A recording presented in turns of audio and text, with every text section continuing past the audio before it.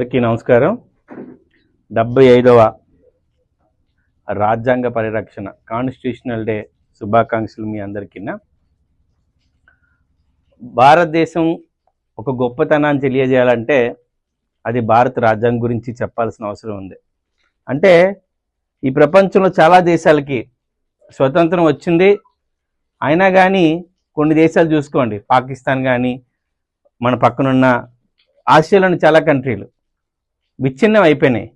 కానీ మన బ్యూటీ ఏంటంటే భారతదేశం రాజ్యాంగం వివిధ కులాలు, వివిధ మతాలు, వివిధ భాషల్ని అన్నిటినీ కలగలుపుకొని మనలో ఒక స్పిరిట్ నింపుతుందంటే అది రాజ్యాంగం అని మరొకసారి గుర్తు చేయాలి.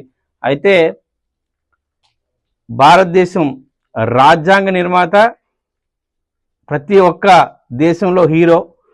సూర్యుడు ఉన్నంత వరకు ఈ ప్రపంచం ఎలాగుంటుందో ఖచ్చితంగా